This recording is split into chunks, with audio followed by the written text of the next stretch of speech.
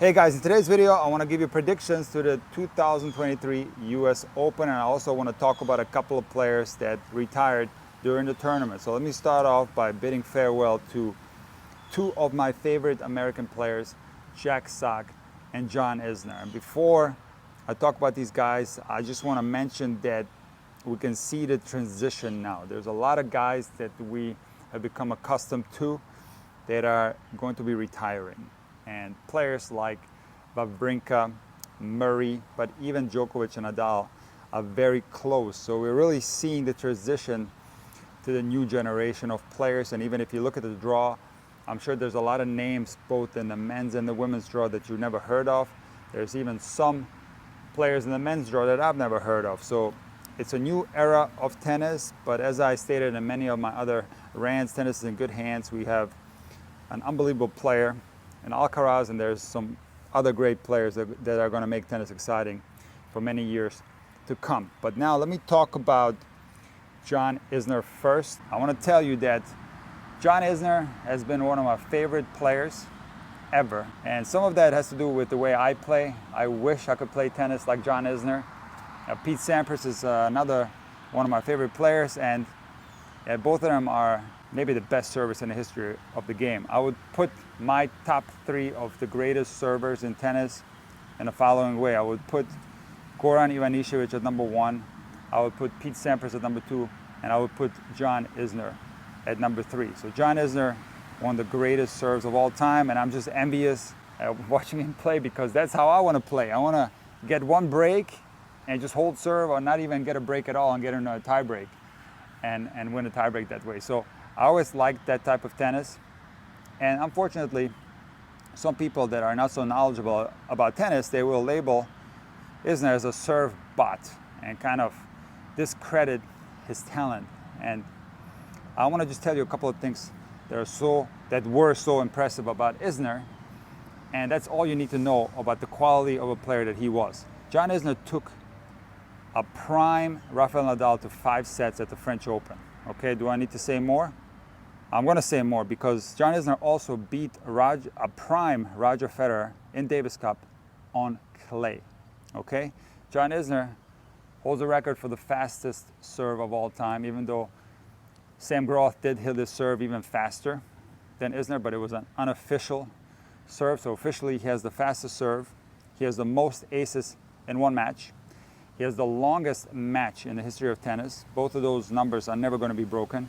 He is also the most aces of all time. So he's one of the legends of the game, and I'm very sad that he retired. Now, Jack Sock, another one of my favorite players. In my opinion, I rate Jack Sock as the 4th greatest doubles player of all time. I know you're probably thinking, Nick, are you insane? But I want to tell you my ranking. So I rank the Bryan brothers as the 2 greatest doubles players in the history of the game.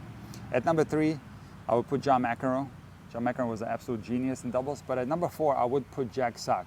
Jack Sock was an unbelievable doubles player. Now, Jack Sock, I think, wanted to be more of a singles player, and that's why he didn't rack up the stats that he could have had in doubles, and he could have easily continued to play for another 10 years at least and collected a ton of more Master Series titles in doubles and Grand Slam tournaments. But I think Jack always saw himself as a singles player, and he was a phenomenal singles player. He won the Paris Masters and was top 10 in the world. But something happened to him after that Masters in Paris that it was inexplicable to me. He dropped out of the top 100 and he could never return to his normal form. I don't know what happened. I don't have the insights to it, but it was just a shame that he couldn't maintain his level. But nevertheless, we lose 2 great American players. But luckily, we have tons of great players from the United States coming up. So American tennis is doing a lot better. So now let me get into the predictions. And I am going to do a Monday morning rant once the tournament is over. So look forward to that video.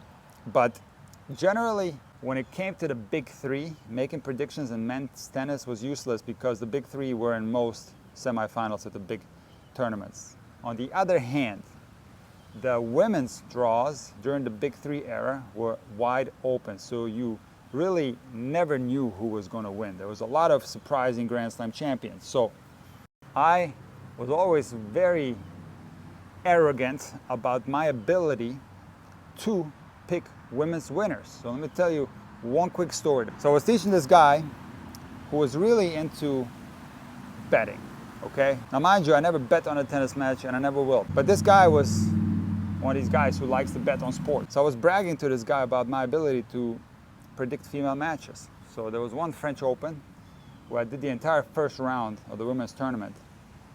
And I don't know if I got lucky, but I got every single first round correct except Venus Williams.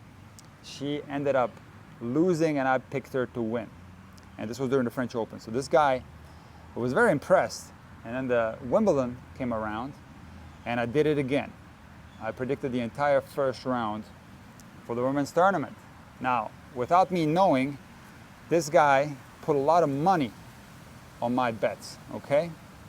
Now, once the first round was over, I got absolutely everything wrong. I don't know what happened. Maybe it was grass, but this guy lost all trust in me and he didn't ask me ever again to predict matches.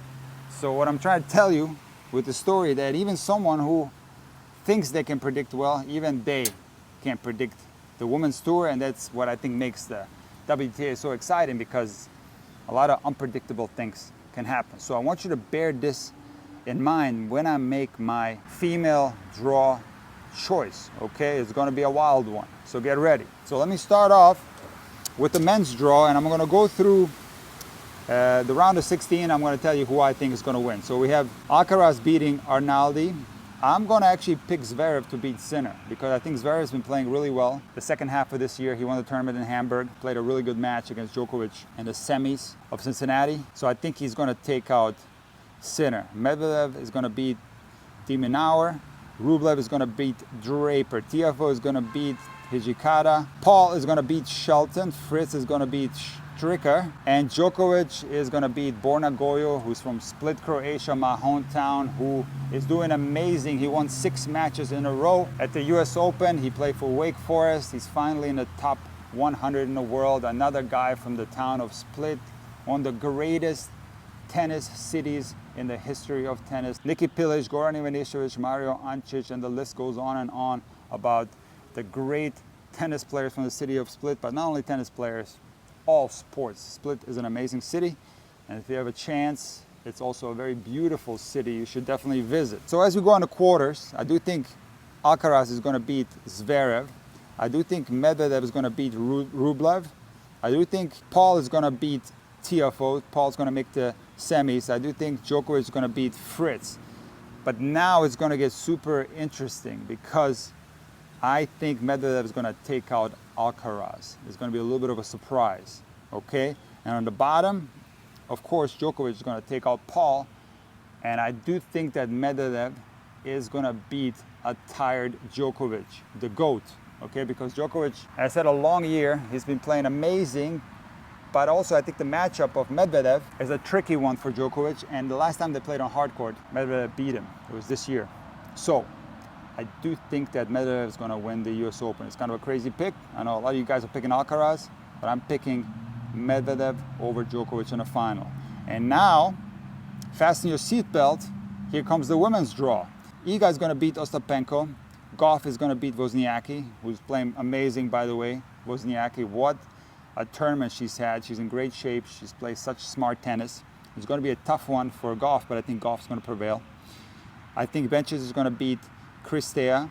Muchova is going to beat Wang. Vondrousova is going to beat Stearns. Keys is going to beat Pegula. Upset alert. Jabeur is going to beat Zhang. And Sabalenka is going to beat Kazakhtina. Now we go on to the quarters. Iga is going to beat Gauff, because she's going to be still mad about the last match that she lost. So I think it's going to be a revenge match. So I'm picking Iga over Gauff. Then I'm picking Muchova to beat Bencic, and then I'm picking Keys to beat Vondrousova, okay? I am going to pick Sabalenka to beat Jabeur. Now in the semis, Iga is going to beat Muchova, okay? And on the bottom, Madison Keys is going to beat Sabalenka. And in the final, Madison Keys is finally going to win the US Open. She was so close against Sloane Stephens. Sloane Stephens is a great player, but I think Madison Keys, one of the biggest underachievers on the WTA Tour. I consider her a solid top 3 player. She has